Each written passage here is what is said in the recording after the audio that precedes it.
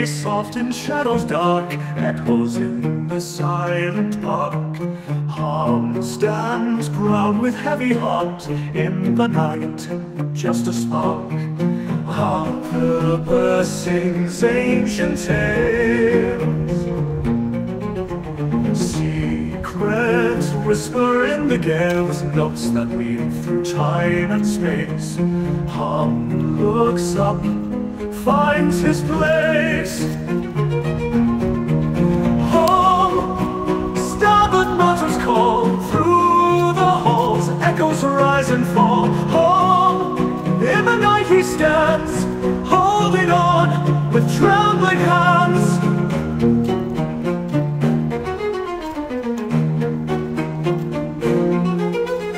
Lantern light against the sky, tears that fall, he wonders what. Gentle wind that seems to sigh, home whispers his goodbye. In the dark where shadows play.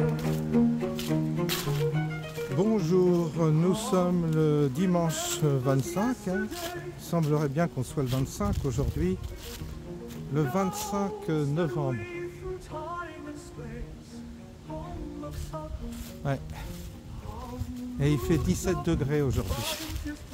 Avant-hier c'était 0, moins 1, et là 17 degrés. Un écart de température de 20 degrés quasiment. Ah, le climat est fou, comme le monde est en train de devenir fou, comme les hommes sont en train de devenir fous. C'est difficile, c'est vrai, de s'y retrouver. Difficile de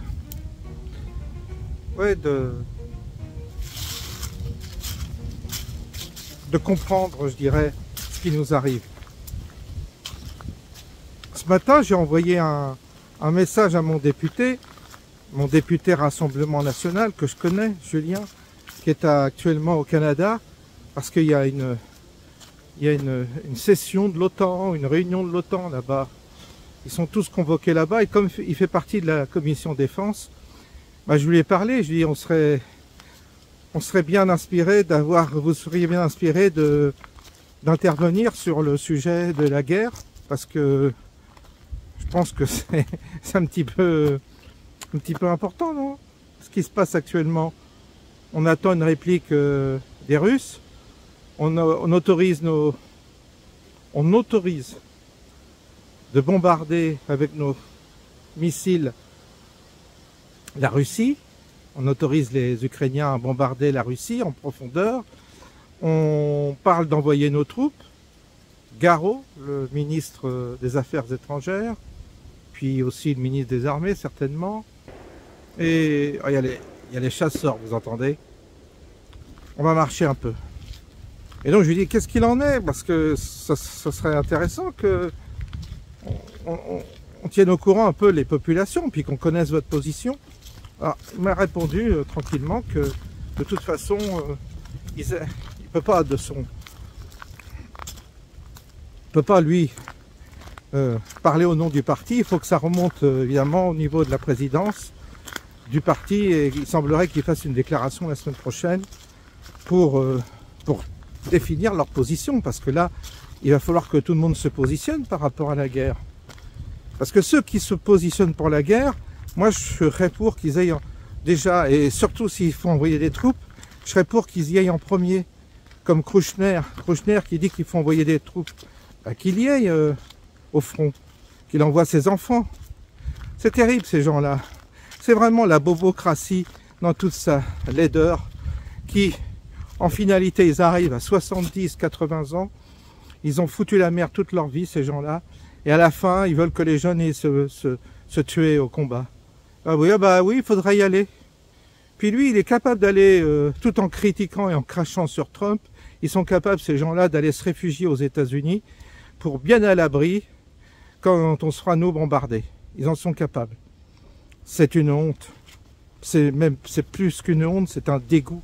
Quand je vois Kouchner, ce type me dégoûte. O'Krent, sa femme me dégoûte, ces gens-là me dégoûtent. Léa Tali et compagnie, les Jack Lang, toute cette clique de merde, est encore aujourd'hui va en guerre avec BHL et tout ça.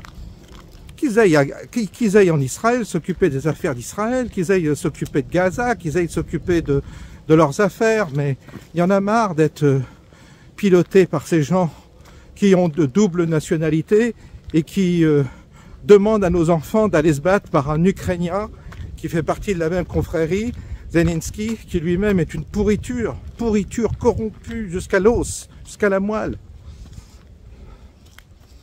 Il commence à y en avoir marre. Il commence à y en avoir marre, c'est tout. Moi, il me dégoûte ces gens-là.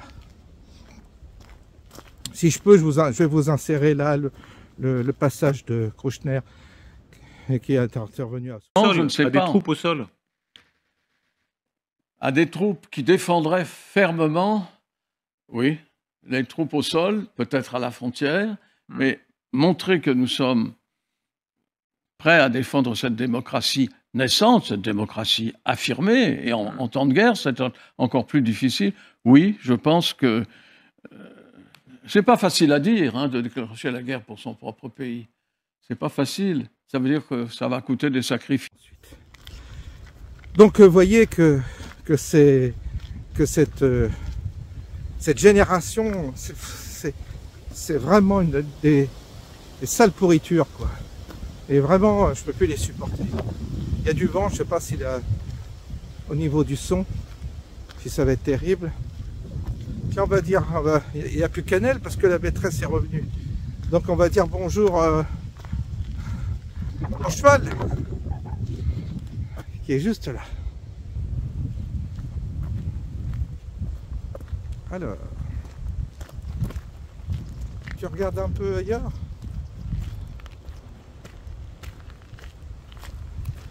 Hein?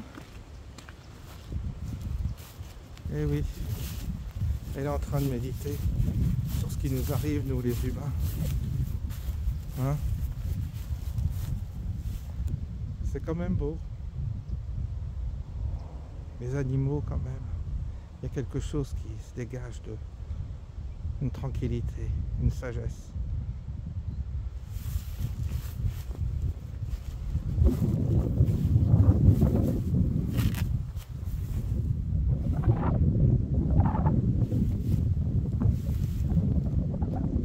Eh oui. Voilà. Ça rattrape tout, ça.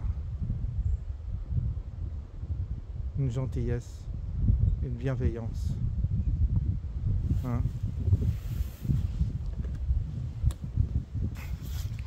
Ah, l'humain. Ça finit par vraiment... Quand on voit ces mouvements de foule, où comme des moutons, les populations se font manipuler. Autant autrefois, il y avait des manifestations contre la guerre, là, il n'y a plus rien. Il n'y a plus de manif. Les jeunes manifestent pour... Certains jeunes d'extrême gauche manifestent pour Gaza, et on va se prendre des bombes sur la gueule et personne n'a à redire sur cette éventualité. Personne n'a à redire sur la politique de l'OTAN.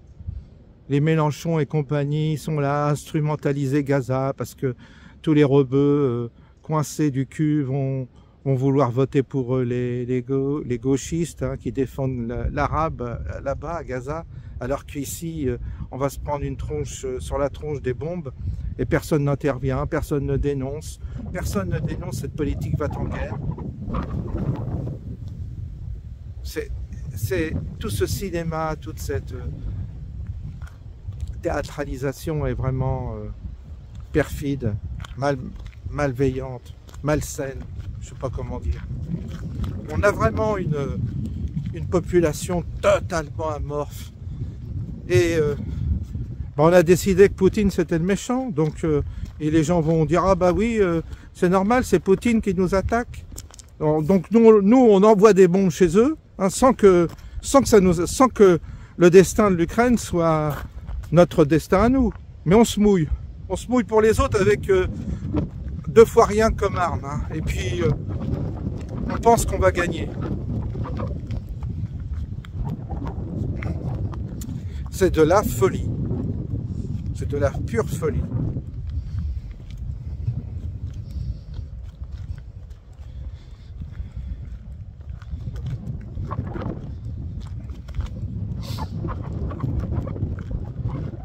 Oh là, il y a du vent. Je suis pas sûr que la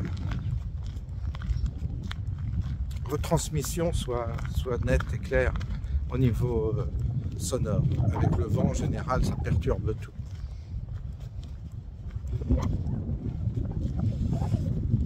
Mais vraiment, on est dans un drôle de séquence. Drôle de séquence. Écoutez, c'est bien simple. Moi, je crois que... Oh, il y a... Ouah, ça souffle!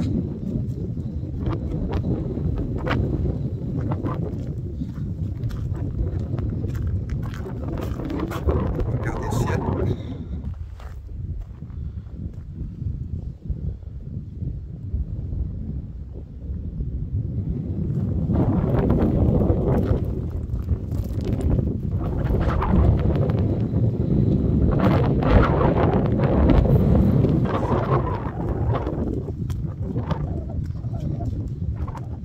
Il y a beaucoup de vent, donc l'audition sera mauvaise. C'est pas agréable quand on entend du vent comme ça.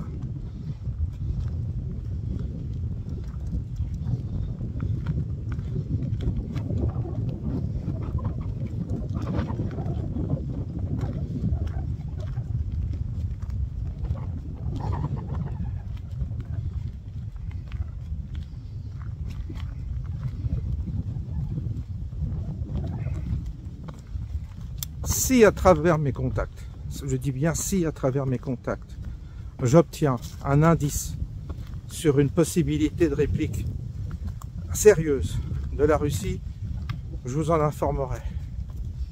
Si j'ai par mes contacts un indice très sérieux, là ça veut dire que vous allez donc obligatoirement faire des réserves de nourriture et puis des réserves d'essence, voilà, du gaz. En gros, il vous faut une autonomie au moins de 2 mois, je dirais, mais parce qu'il va y avoir des grosses difficultés pour se nourrir si wow, ça souffle.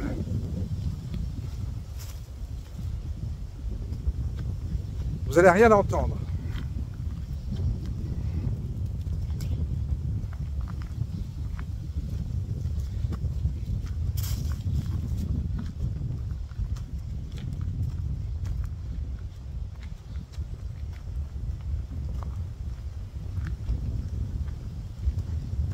Bon, je reprends tout à l'heure parce que là c'est impossible.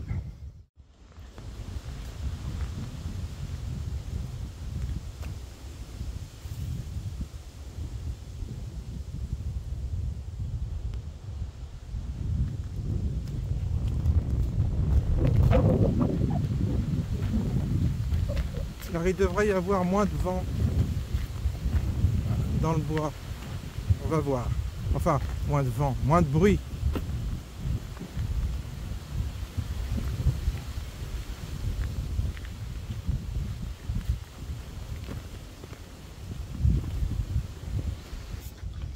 On va peut-être être un peu plus à l'abri là, pour parler tranquillement. Alors, aujourd'hui, il n'y a aucune disposition ni d'indication au niveau de la protection civile pour vous informer des précautions à prendre, en tous les cas des mesures à prendre en cas de conflit militaire avec la Russie.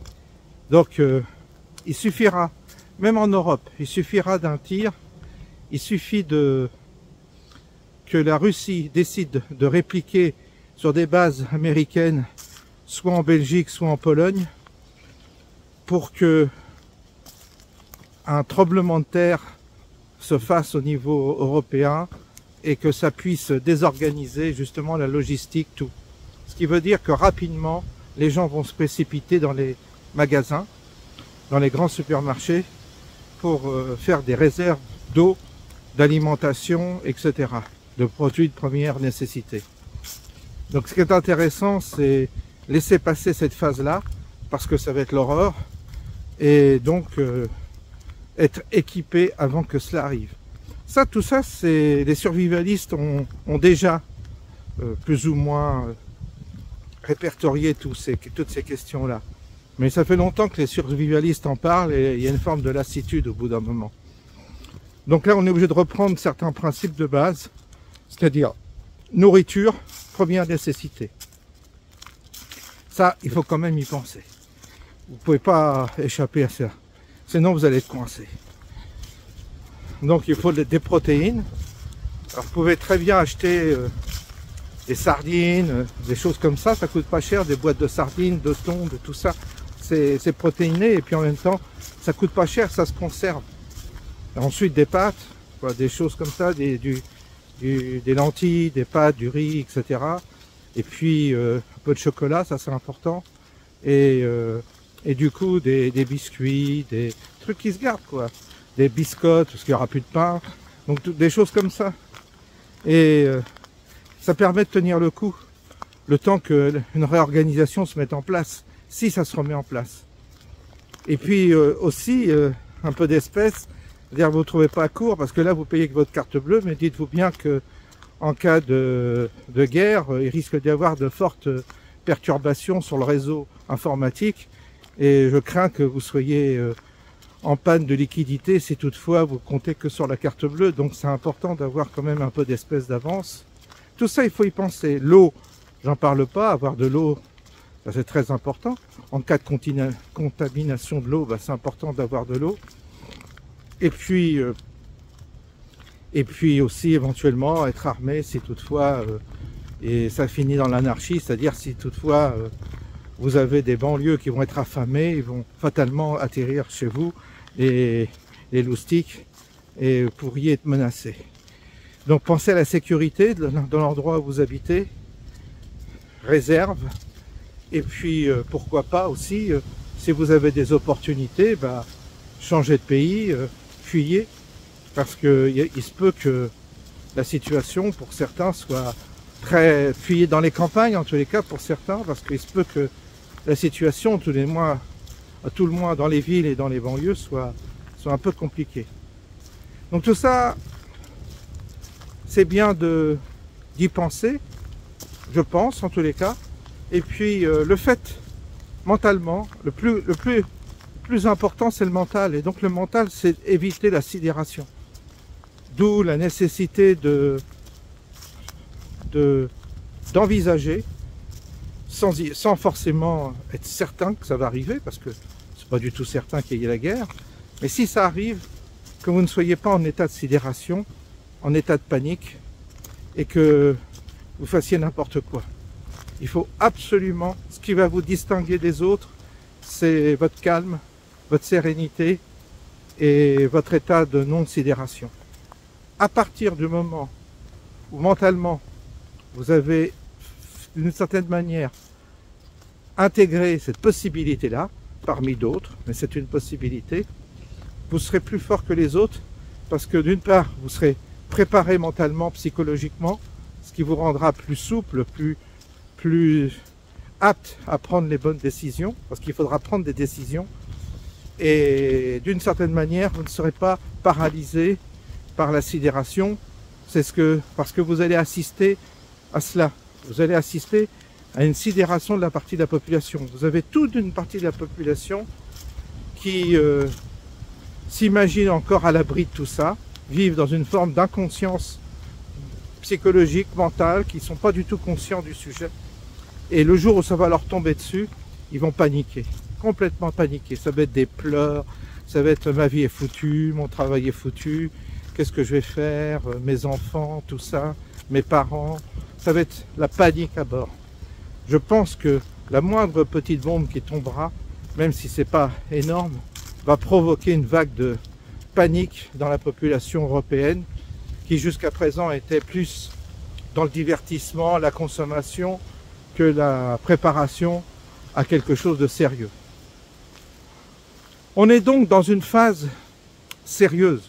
On est dans une phase vraiment, tous les gens intelligents, tous les gens qui ont une certaine notion de l'histoire savent qu'en ce moment, on est dans un moment historique important où vraiment tout peut basculer. Il est important dans ces moments-là d'être prêt mentalement et puis matériellement de prendre les précautions minimales. Les précautions minimales, c'est tout. Sans tomber dans une forme de paranoïa excessive. Voilà un peu ce que j'ai à dire sur la question. Mais c'est vrai que pour l'instant, quand je me réveille le matin, j'y pense.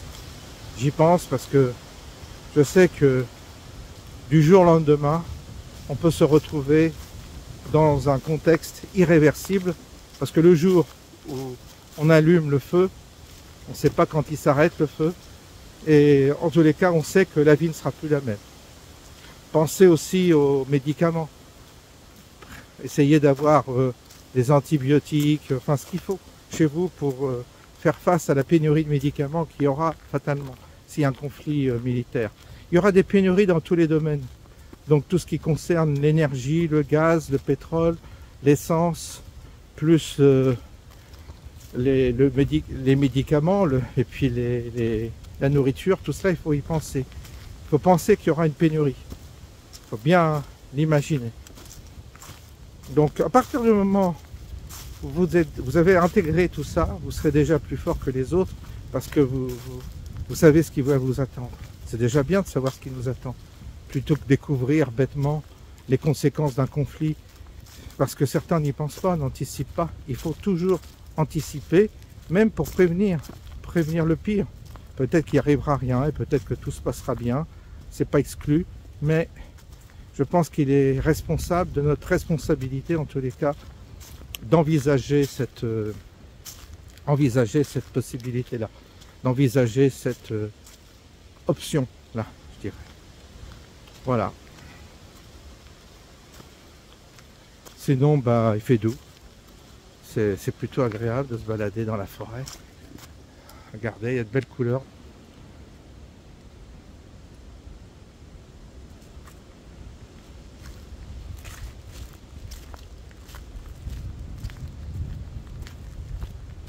On va se quitter. Je vous souhaite une bonne soirée, une bonne semaine pour ceux qui bossent. Et puis à demain, si tout va bien.